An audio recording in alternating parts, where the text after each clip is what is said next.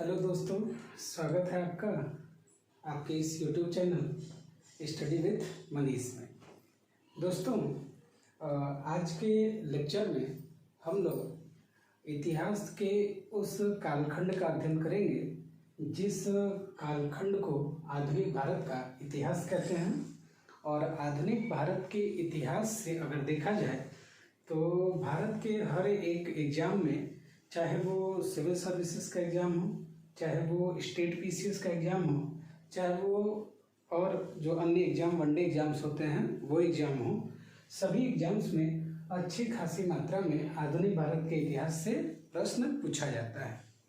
इस आधुनिक भारत के इतिहास में अगर हम बात करें दोस्तों, तो आप देखेंगे कि आधुनिक भारत के इतिहास का जो पूरा का पूरा टाइम पीरियड है, वो पूरा का पूरा टाइम पीरियड आरंभ होता है कहाँ से? तो भारत में यूरोपियों के आगमन से। भारत में अगर आप देखेंगे तो भारत में 15वीं शताब्दी के आसपास ये जो यूरोपीय हैं आना शुरू करते हैं और भारत के आर्थिक क्षेत्रों पर कब्जा जमाना इनका प्रमुख उद्देश्य रहता है। तो क्या भारत में ये यूरोपीय आते हैं और आकर के आर्थिक क्षेत्रों पर कब्जा जमाते हैं, तो इनका मूल कारण क्या था? किस कारण से ये भारत में आते हैं और क्या ज़रूरत पड़ी इनको भारत आने की? तो दोस्तों, आप देखेंगे कि हमारा जो प्यारा भारत है, हमारा प्यारा भारत प्राचीन काल से ही अपनी समृद्धि के लिए जाना जाता था। भारत को प्राचीन समय में सोने की चिड़िया भी कहा जाता था, आर्थिक समृद्धि के लिए जाना जाता था।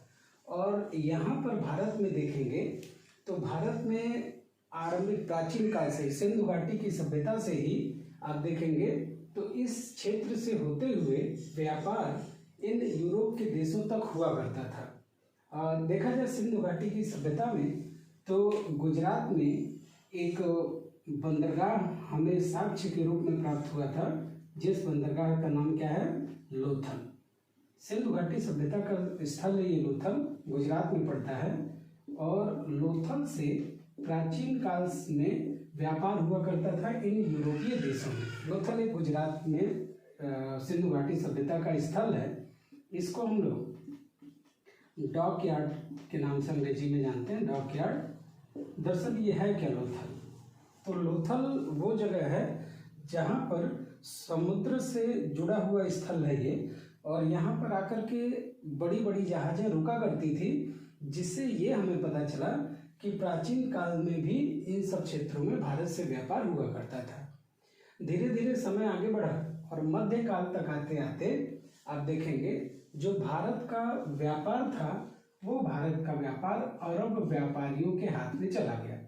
अरब व्यापारी मध्यकाल के समय में भारत से वस्तुएं क्रय करते थे और भारत से वस्तुएं क्रय करके इस यूरोप वाले हिस्से में क्या करते थे? बेचते थे और मुनाफा कमाते थे, जो अरब व्यापारी थे।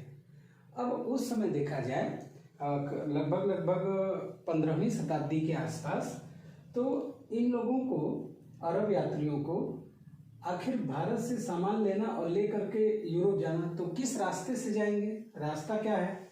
तो रास्ता अगर देखा जाए तो उस समय स्थल मार्ग का प्रचलन ज़्यादा था। स्थल मार्ग से होकर के अरब व्यापारी अपना सारा का सारा व्यापार किया करते थे। और ये जो स्थल मार्ग है, ये स्थल मार्ग कैसे जाते थे ये भारत से होकर के यूरोप में? तो भारत से ये अफगानिस्तान पहुंचते थे। अच्छा, बीच में पाकिस्तान है आज के समय में, लेकिन उस समय पाकिस्तान भारत का हिस्सा हुआ करता था। तो ये भारत से अफगानिस्तान, अफगानिस्तान से ईरान, ईरान से इराक और इराक से तुर्की से होकर के पहुंचते थे कुस्तुनतुनिया, और कुस्तुनतुनिया से पूरे यूरोप में ये अपना व्यापार करते थे। अब हुआ क्या कि जब ये व्यापारी व्यापार करते थे तो भारत से कम दाम में सामान खरीदते थे, यूरोप में अधिक मात्रा में सामान बेचा करते थे। यूरोप वासियों को ये सप्लाई क्या करते थे, मतलब कौन सी चीज़ों का यूरोप वासियों को ये निर्यात करते थे, क्या चीज़ें इनको देते थे? तो दरअसल यूरोप को देखा जाए तो दोस्तों, यूरोप जो है एक शीतोष्ण कटिबंधीय क्षेत्र है। ठंडी ज़्यादा पड़ती है। ठंडी ज़्यादा पड़ती है तो यहाँ के लोग अपने शरीर को गर्म रखने के लिए अधिक से अधिक मात्रा में आप देखेंगे तो मांस का सेवन करते हैं, और मांस का सेवन करने के कारण इनको आवश्यकता पड़ती है भारत से किसकी, तो भारत से ये मसाला स्पाइसेस खरीदा करते थे। जो भी अरब व्यापारी भारत से मसाला लेकर के जाते थे वो यूरोप में बेचा करते थे। लेकिन आगे चल के 1453 ईस्वी के आसपास, 1453 ईस्वी में देखा जाए तो 1453 ईस्वी में एक घटना घटी। ये जो तुर्की का क्षेत्र है इसको आप लोग टर्की के नाम से भी जानते हैं, टर्की। तो ये जो तुर्की का क्षेत्र है, टर्की का क्षेत्र है, इस क्षेत्र में देखेंगे तो क्या हुआ कि टर्की में एक नए साम्राज्य का उदय हुआ, जिस साम्राज्य को कहा जाता है उस्मानिया साम्राज्य। उस्मानिया साम्राज्य, उस्मानिया साम्राज्य। टर्की में आप देखेंगे तो उस्मानिया साम्राज्य का उदय हुआ, और ये उदय हुआ 1453 ईस्वी में। और इस उस्मानिया साम्राज्य ने इस यूरोप के कुस्तुनतुनिया पर आक्रमण करके इस कुस्तुनतुनिया को जीत लिया। किस साम्राज्य ने? उस्मानिया साम्राज्य ने। ये डेट याद रखिएगा बच्चों, बहुत इंपॉर्टेंट है दोस्तों। ये डेट एग्जाम्स में पूछा जाता है, तो याद रखिएगा कि 1453 ईस्वी में उस्मानिया साम्राज्य ने कुस्तुनतुनिया पर अधिकार कर लिया। जब उस्मानिया साम्राज्य का कुस्तुनतुनिया पर अधिकार हो गया तो इन लोगों ने क्या किया, कर व्यवस्था को अत्यधिक मात्रा में बढ़ा दिया। जब कर अत्यधिक मात्रा में बढ़ गया तो व्यापार जो था ये बाधित हो गया।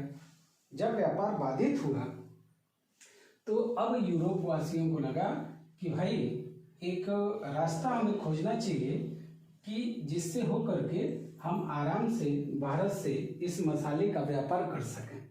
और इसमें यूरोप के दो, देखिए जब ये 15वीं शताब्दी चल रही थी, 1453 ईस्वी में जब इन्होंने उस्मानिया साम्राज्य ने अधिकार स्थापित कर लिया कुस्तुनतुनिया पर, उस समय यूरोप में दरअसल पुनर्जागरण का काल चल रहा था। पुनर्जागरण अंग्रेजी में रेनेसेंस कहते हैं। पुनर्जागरण का जो काल चल रहा था, इसके तहत यूरोप में नई नई वैज्ञानिक खोजें, नए नए वैज्ञानिक आधार, तर्क शक्ति, बुद्धिवाद, इन सब का धीरे धीरे विकास हो रहा था। लोग विज्ञान की तरफ अत्यधिक मात्रा में आगे बढ़ रहे थे, और इसमें दो देश अग्रणी थे। एक देश का नाम था दोस्तों स्पेन, एक देश का नाम था स्पेन, और एक देश है यूरोप का जिसका नाम है पुर्तगाल। ये दो देश अपने वैज्ञानिक सोच को बहुत तेजी से आगे बढ़ा रहे थे, और इन लोगों ने अच्छी अच्छी पानी में चलने वाली जहाजों का निर्माण किया। इसी समय यूरोप में दिशा सूचक यंत्र जिसका नाम था कुतुबनुमा, इसी समय यूरोप में एक दिशा सूचक यंत्र कुतुबनुमा का आविष्कार किया गया, जिसके द्वारा होकर के समुद्र से दिशाओं का ज्ञान हो सकता था। अब इन लोगों ने क्या किया, इन लोगों ने सोचा कि इस रास्ते से जब व्यापार करना मुश्किल हो गया तो क्यों ना किसी नए समुद्री मार्ग की खोज की जाए, भारत जाकर के वहां से उस मार्ग से होकर के मसाला या जो भी व्यापार होगा वो यूरोपवासी कर सकेंगे। तो इन देशों में सबसे पहला देश जो था वो पुर्तगाल, इसने अपने खोजकर्ताओं को या अपने देश के निवासियों को ये कहा कि किसी भी तरीके से हम क्या करेंगे, नए समुद्री मार्ग का खोज करेंगे ताकि भारत जाकर के व्यापार कर सकें। पुर्तगाल के राजा उस समय हुआ करते थे, उनका नाम था प्रिंस हेनरी। प्रिंस हेनरी पुर्तगाल के राजा हुआ करते थे, प्रिंस हेनरी। प्रिंस हेनरी को द नेविगेटर के नाम से भी जाना जाता है, द नेविगेटर। प्रिंस हेनरी को द नेविगेटर के नाम से भी जाना जाता है। और प्रिंस हेनरी वो व्यक्ति हैं जिन्होंने अफ्रीका महाद्वीप के पश्चिमी हिस्से का पहली बार मैप तैयार किया था, नक्शा तैयार किया था। ये बात याद रखिएगा दोस्तों। तो प्रिंस हेनरी ने क्या किया, भारत के लिए नए समुद्री मार्ग की खोज के लिए 1487 ईस्वी में 1487 ईस्वी में एक व्यक्ति जिसका नाम था बार्थोलोमो डियाज। 1487 ईस्वी में प्रिंस हेनरी ने बार्थोलोमो डियाज को एक नई अत्याधुनिक जहाज तैयार करवा के दी और इनसे कहा गया कि आप भारत के लिए मार्ग की खोज करिए।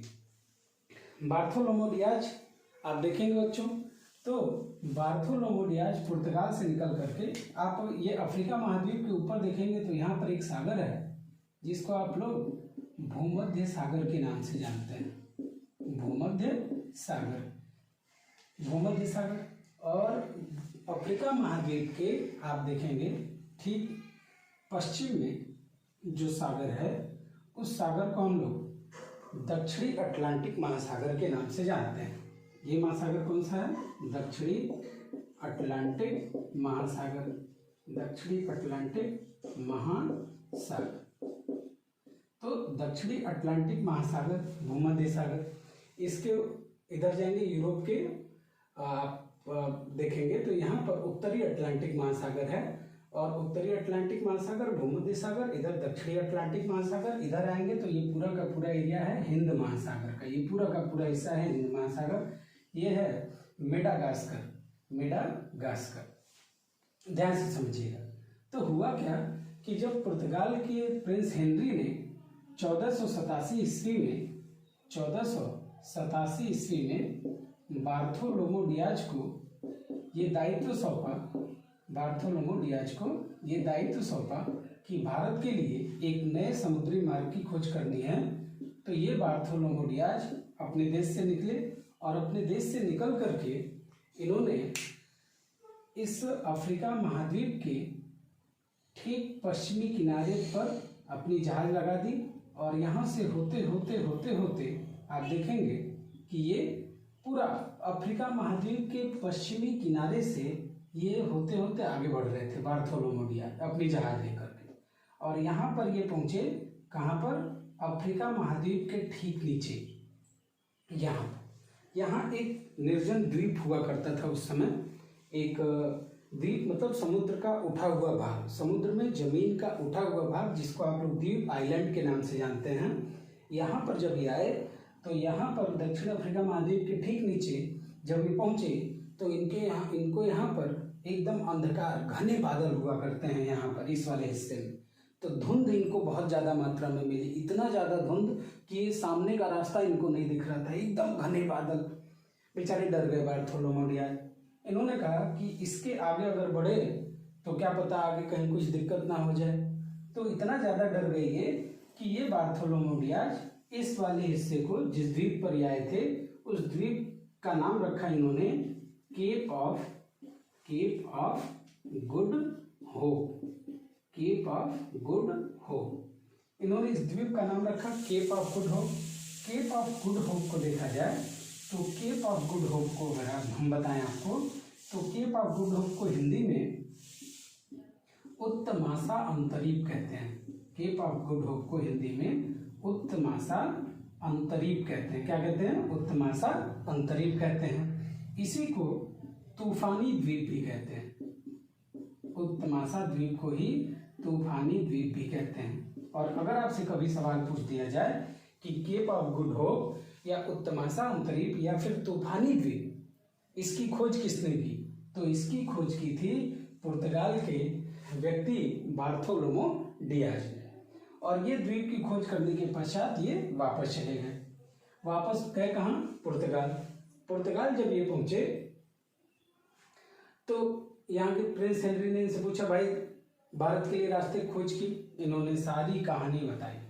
उन्होंने कहा चलो, प्रिंस हेनरी ने कहा चलिए कोई बात नहीं है, ठीक है, कम से कम केप ऑफ गुड होप तक तो पहुंचे, चलिए बहुत बढ़िया। इसके बाद अगला नंबर आता है स्पेन का। स्पेन को देखा जाए दोस्तों तो स्पेन ने 1494 ईस्वी में, ध्यान से सुनेंगे, स्पेन ने क्या किया? स्पेन ने 1494 ईस्वी में, याद रखेंगे दोस्तों, स्पेन ने 1494 ईस्वी में 1494 ईस्वी में स्पेन के एक यात्री जिनका नाम था कोलंबस, इनको नियुक्त किया गया। स्पेन ने सोचा कि यार पुर्तगाल जो हमारा प्रमुख प्रतिद्वंदी है यूरोप में, उसने केप ऑफ गुड होप की खोज की, कहीं आगे चल के वो भारत की भी ना खोज कर ले, नए मार्ग की ना खोज कर ले, इसलिए हमको भी कुछ करना चाहिए। स्पेन ने सोचा कि यार हमको भी कुछ करना चाहिए। ये देखो बार्थोलोमो डियाज को पहुंच गया केप ऑफ गुड होप, हम क्या कर रहे हैं, हम हाथ पे हाथ रख के बैठे हुए हैं, हम कुछ काम ही नहीं कर रहे हैं। तो स्पेन ने 1494 ईस्वी में कोलंबस को नियुक्त किया कि तुम भैया भारत के लिए नया रास्ता खोज करके आओ। कोलंबस एकदम बढ़िया जहाज पे बैठे, बढ़िया अत्याधुनिक जहाज, और बोले ठीक है भाई हम भी भारत के लिए नया रास्ता खोज करके आएंगे। किसने सोचा? कोलंबस ने। अब कोलंबस को जब जहाज मिली तो कोलंबस आए भूमध्य सागर, उत्तरी अटलांटिक महासागर में अपनी जहाज घुसा दिए और इनको आना था भारत की तरफ, और ये सीधे निकल गए आगे की तरफ। भारत की तरफ ना आकर के ये निकल गए भैया आगे की तरफ। कौन? कोलंबस। और कोलंबस को ये पता ही नहीं चला और ये पहुंच गए उत्तरी अमेरिका। ये कहाँ पहुंच गए? उत्तरी अमेरिका। भैया पहुंच गए अमेरिका। आना था भारत, अब पहुंच कहाँ गए? अमेरिका। कौन? कोलंबस। और कोलंबस जैसे ही अमेरिका महाद्वीप में उतरे, कोलंबस को लगा वाह आ गया भारत। और जैसे ही ये वहाँ के नागरिकों से मिले, नागरिकों से मिलने पर इन्होंने कहा भैया वाह बहुत बढ़िया, अब भैया लाओ हमको क्या दो? मसाला। किससे कहा इन्होंने? कोलंबस ने अमेरिका महाद्वीप के निवासियों से। दरअसल ये अमेरिका, इन्होंने भारतीयों के बारे में सुन रखा था कि भारतीय थोड़ा रंग ढंग में काले होते हैं, और जब ये अमेरिका पहुंचे तो वहाँ की जो मूल जनजातियां हैं वो मूल जनजातियां काली होती हैं। जैसे ओबामा अमेरिका के प्रेसिडेंट रहे हैं, आप लोगों को पता है, वो अमेरिका के मूल निवासी लोग हैं। ये जो अमेरिका में गोरे गोरे लोग हैं आज के समय में, ये अमेरिका के मूल निवासी नहीं है, वास्तविक निवासी नहीं है। ये लोग तो ब्रिटेन के निर्वासित अपराधी लोग होते थे, बताएंगे आपको जब वर्ल्ड हिस्ट्री पढ़ाएंगे तो ये पहुंचे अमेरिका और वहां जाकर के बोलने लगे भैया मसाला दो मसाला दो मसाला दो। अमेरिका के निवासियों ने कहा भैया कैसा मसाला, कौन सा मसाला, कहाँ मसाला, हम तो कुछ जानते ही नहीं मसाला। इसने कहा नहीं भैया हमको मसाला ला करके दो। और जब उन लोगों ने मसाला बहुत मारा कूटा, किसको? अमेरिका निवासियों को। कौन? कोलंबस। बाद में इसको पता चला कि बाप रे बाप ये तो भारत है, ये नहीं है, ये क्या है? ये है अमेरिका। टेंशन में आ गया बेचारा। इसलिए इसने अमेरिका के निवासियों को रेड इंडियंस कहा। Red Indians. अमेरिका के निवासियों को कोलंबस ने रेड इंडियन कहा था, याद रखिएगा इस बात को। चलिए, कोलंबस ने खोज कर ली किसकी? कोलंबस ने खोज कर दी अमेरिका की। केप ऑफ गुड होप की खोज किसने की? तो केप ऑफ गुड होप की खोज की किसने?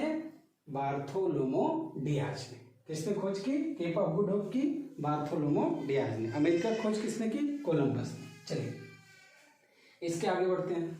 इसके आगे बढ़ेंगे तो अब बारी आती है, आप देखेंगे बच्चों कि आगे चल करके 1497 ईस्वी में, आगे चल करके 1497 ईस्वी में एक अगली घटना घटती है। 1497 ईस्वी में, ध्यान से सुनिएगा दोस्तों। 1497 ईस्वी में पुर्तगाल के राजा ने एक व्यक्ति जिसका नाम था वास्को डिगामा, ध्यान से सुनिएगा, ध्यान से समझिएगा, वास्को डिगामा, इनको बुलाया गया कि भैया वास्को डिगामा आइए, और आप तो राजा ने बुलाया है। राजा के पास पहुंचे वास्को डिगामा। राजा ने कहा भैया आपको जाना है कहाँ? इस समुद्री मार्ग से होते हुए और भारत की खोज करके ही वापस लौटना है। इन्होंने कहा ठीक जाएंगे, भारत के लिए समुद्री मार्ग की खोज करेंगे। वास्को डिगामा को जब नियुक्त किया गया तो वास्को डिगामा भी उसी मार्ग का पालन करते हुए, जिस मार्ग से बार्थोलोमो डियाज आया था, उसी मार्ग से होते हुए ये भी पहुंचे कहाँ? Cape of good hope. जब वास्को डिगामा पहुंचे केप ऑफ गुड होप तो इन्होंने भी वही धुंध, वही घने बादल इनको भी नजर आए, लेकिन ये हिम्मत नहीं हारे। इन्होंने कहा वापस जाएंगे तो भैया राजा नाराज होंगे कि रास्ता नहीं खोज करके आए। तो इन्होंने हिम्मत की और हिम्मत करके अफ्रीका के तट के सहारे सहारे ये आगे बढ़ते चले गए। मेडागास्कर के बीच से होते होते जब ये आगे बढ़े तो इनको धुंध आगे चल के गायब, रास्ता साफ, बादल साफ, जान में जान आई कि चलिए कुछ तो दिख रहा है। लेकिन आगे भयंकर समुंदर इनके सामने दिखाई दे रहा था, पूरा का पूरा हिंद महासागर, कहीं इनको भारत नजर नहीं आ रहा था। लेकिन इनकी किस्मत अच्छी थी वास्को डी गामा की कि इसी हिंद महासागर में एक गुजराती व्यापारी जिसका नाम था अब्दुल मनीक, ये मिल गया इनको कहाँ? हिंद महासागर में। वास्को डी गामा ने अब्दुल मनीक से पूछा कि यार बताओ कि भारत जाने का रास्ता कहाँ से है। अब्दुल मनीक ने कहा कि हम खुद भारतीय हैं और आप मेरे पीछे पीछे चलिए, हम आपको भारत पहुंचाते हैं। वास्को डी गामा बेचारा, जैसे ही इसको ये पता चला कि अब्दुल मनीक भारतीय नाविक है, एकदम बेचारा आंख में आंसू, खुशी की मारी इतनी प्रसन्नता हुई वास्को डी गामा को कि उसको लगा कि बहुत बढ़िया, चलिए अब्दुल मनीक के सहायता से आप देखेंगे तो ये वास्को डी गामा पहुंचेगा कहाँ? तो ये पहुंचेगा भारत। वास्को डी गामा को देखेंगे बच्चों तो इस रास्ते से होते हुए ये पहुंचेगा कहाँ? तो दक्षिण भारत में एक राज्य है केरल, और केरल का उस समय एक बंदरगाह हुआ करता था जिसका नाम क्या था? उस बंदरगाह का नाम था केरल में, जिसका नाम था कालीकट। तो इस कालीकट बंदरगाह पर पहुंचेगा कौन? Vasco D gamma. किस बंदरगाह पर? कालीकट बंदरगाह पर। और कब पहुंचेगा? तो ये पहुंचता है 1498 ईस्वी में। 1498 ईस्वी में वास्को डी गामा पहुंचेगा 1498 ईस्वी में। कहाँ पर? कालीकट बंदरगाह पर। और इस कालीकट वर्तमान समय में कालीकट बंदरगाह को कोझीकोड बंदरगाह के नाम से जाना जाता है। कोझीकोड बंदरगाह, याद रखिएगा इस पॉइंट को, कोझीकोड बंदरगाह। तो इस कालीकट बंदरगाह पर वास्को डी गामा पहुंचा 1498 ईस्वी में। इतनी प्रसन्नता हुई वास्को डी गामा को यहाँ पहुंच करके कि इसने लगा कि एक नई दुनिया की खोज कर ली। तो कभी भी आपसे सवाल पूछे कि बताइए भारत पहुंचने वाला प्रथम पुर्तगाली यात्री कौन था? तो भारत पहुंचने वाला प्रथम पुर्तगाली यात्री था वास्को डी गामा। और ये वास्को डी गामा भारत कब पहुंचेगा? ये पहुंचेगा 1498 ईस्वी में कालीकट बंदरगाह पर। दरअसल भारत का जो ये वाला तट है, इस तट को हम लोग मालाबार तट कहते हैं। मालाबार तट। कभी कभी आपसे सवाल ये पूछेगा कि वास्को डी गामा किस तट पर पहुंचा था? तो आपको याद रखना होगा कि वास्को डी गामा किस तट पर पहुंचा था? तो मालाबार तट पर पहुंचा था। किस तट पर? मालाबार तट पर। कब? 1498 ईस्वी में। ठीक है। अब जब ये भारत पहुंचा तो यहाँ पर एक कालीकट का शासक हुआ करता था। कालीकट क्या, उस समय वहां का एरिया का शासक हुआ करता था जिसका नाम क्या था? जमोरिन। क्या नाम था? जमोरिन। जमोरिन को जब ये पता चला कि कोई यूरोपीय नागरिक आया है, भारत से व्यापार करने आया है, वास्को डी गामा एकदम सूट बूट पहन के पहुंचा था। वहां तो ठंडी का एरिया, आराम आया, भारत में आया एकदम सूट बूट पहन के। वास्को डी गामा को पता चला बहुत बढ़िया आदमी कोई आया, एकदम सुंदर सा। जमोरिन पहुंचा, एकदम शानदार स्वागत किया। पूछा भैया बताइए वास्को डी गामा जी कहाँ लिए आए हैं? वो बोला व्यापार करने आए।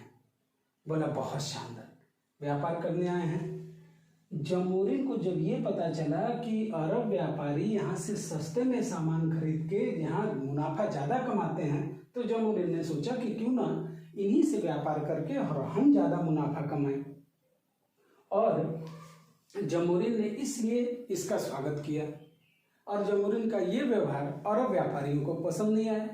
अरब व्यापारियों ने जमोरिन का विरोध किया कि भाई जब हम आपके यहाँ से मसाला खरीद रहे हैं और ले जा रहे हैं तो आपको किसी और की क्या जरूरत है? जमोरिन ने कहा नहीं, हम किससे व्यापार करेंगे? हम व्यापार करेंगे वास्को डी गामा से। वास्को डी गामा जब यहाँ से व्यापार करके वापस गया तो उसको अपने इस यात्रा से 60 गुना अधिक का मुनाफा प्राप्त हुआ। जब उसने यूरोप में वो सामान बेचा, मसाले बेचे, तो तो उसको 60 गुना अधिक अपने आने जाने का यात्रा व्यय निकाल के 60 गुना अधिक का फायदा हुआ किसको? जमोरिन को, सॉरी वास्को डी गामा को। सोच के देखिए, इतना अधिक फायदा, 60 टाइम्स मोर फायदा हो रहा है किसे? पुर्तगालियों को। इस कारण ही आगे चल के आप देखेंगे तो बहुत सारे पुर्तगाली भारत में आएंगे और भारत के इन आर्थिक क्षेत्रों पर कब्जा जमाने का प्रयास करेंगे। और पुर्तगालियों का जब भारत में कब्जा होगा, भारत में आर्थिक क्षेत्रों पर कब्जा होगा और वो यूरोप में अपनी शक्ति बढ़ाने का प्रयास करेंगे, अपनी शक्ति बढ़ाएंगे, अपने देश का विकास करेंगे, तो उनको देख करके अन्य यूरोपीय वासियों को लगेगा कि यार क्यों ना हम भी भारत चलें और भारत से व्यापार करें और अपने देश का विकास करें। इसी क्रम में आप देखेंगे तो पहले आएंगे पुर्तगाली, दूसरे नंबर पे आप देखेंगे पुर्तगालियों का ही अनुसरण करते हुए फिर भारत में आएंगे डच के बाद फिर भारत में आएंगे अंग्रेज के बाद फिर भारत में आएंगे डेनिस, और डेनिस के बाद भारत में आएंगे फ्रांसीसी। लेकिन पुर्तगाली सबसे पहले आते हैं, देखिए 1498 ईस्वी में, और भारत में सबसे बाद में जाते हैं। 1961 में 1961 में गोवा को पुर्तगालियों से आज़ाद कराया गया था 1961 में। तो पुर्तगाली सबसे पहले भारत में आएंगे और सबसे बाद में भारत से जाएंगे। बाकी लोग जो आए, यहाँ तक कि अंग्रेज पुर्तगालियों से पहले चले गए भारत से। गांधी जी द्वारा स्वतंत्रता आंदोलन चलाया गया, अंग्रेजों भारत छोड़ो आंदोलन, उसके द्वारा अंग्रेजों को भारत से बाहर का रास्ता दिखाया गया। लेकिन पुर्तगाली भारत से कब जाएंगे? 1961 ईस्वी में। लंबे समय तक इन्होंने भारत से व्यापार करके मुनाफा कमाया था। तो चलिए दोस्तों, आज की ये क्लास थी जिसमें मैंने आपको बताया कि किस तरीके से यूरोपियों ने भारत के लिए एक नए समुद्री मार्ग की खोज की और उसका क्या इतिहास था, ये मैंने आपको समझाने का प्रयास किया इस वीडियो में। आगे मिलेंगे हम आपको एक और बेहतर वीडियो में, तब तक के लिए धन्यवाद।